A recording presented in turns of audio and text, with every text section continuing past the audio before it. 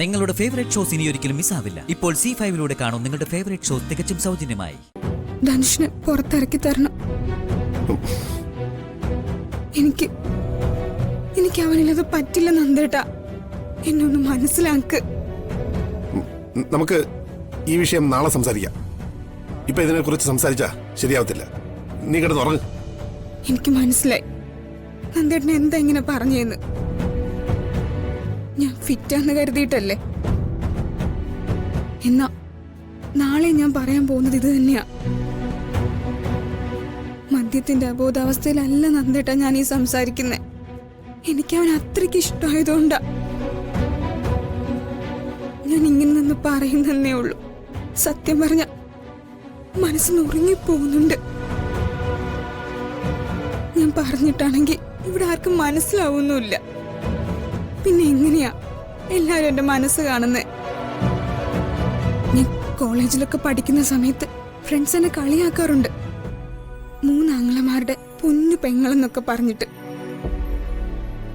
അന്നത് കേട്ട് ഞാൻ കുറെ അഹങ്കരിച്ചിട്ടുണ്ട്.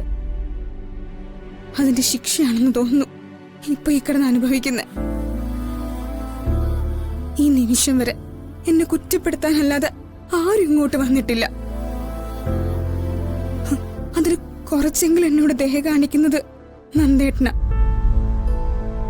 അതുകൊണ്ടാ എന്റെ ആവശ്യം ഞാൻ നന്ദേട്ടനോട് പറയുന്നത്. എനിക്ക് അവനെ വേണം നന്ദേട്ട. അവനില്ലാതെ എനിക്ക് പറ്റില്ല. എന്നൊന്നും മനസ്സിലാക്ക്. ഞാൻ നന്ദേട്ടന്റെ കാല് പിടിക്കാം.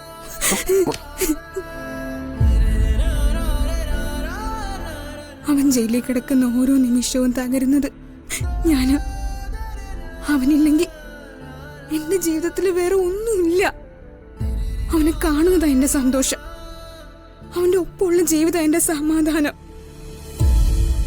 ജയിലിൽ പോയി അവനെ കണ്ടില്ലായിരുന്നെങ്കിൽ ഒന്നും ഞാൻ അറിയില്ലായിരുന്നു.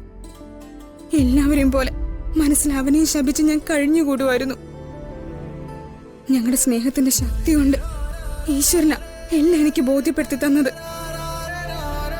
ഇനി അവനെ ഞാൻ മനസ്സിലാക്കിയില്ലെങ്കിൽ ഞാൻ അവനെ സ്നേഹിക്കുന്നതിൽ എന്തർത്ഥമുള്ള? അതിലും ഭേദം ഞാൻ മരിക്കുന്നതാ.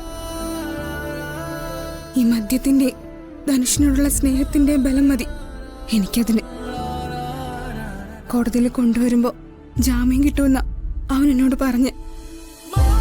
പക്ഷെ അതിനുവേണ്ടി വക്കീലിനെ ഏർപ്പാടാക്കാനൊന്നും ആരില്ലെന്നും പറഞ്ഞു.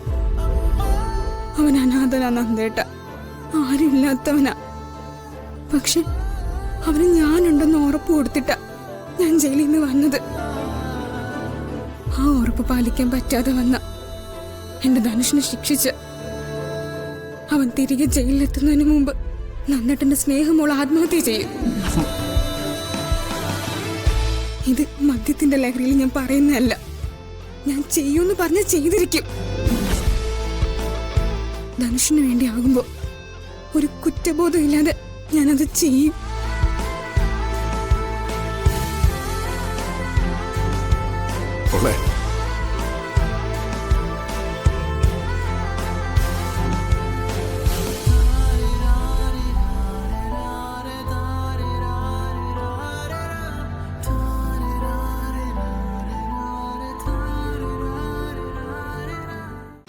ഡൗൺലോഡ് ചെയ്യൂ C5 ആപ്പ്. കാണൂ എല്ലാ എപ്പിസോഡുകളും സൗജന്യമായി.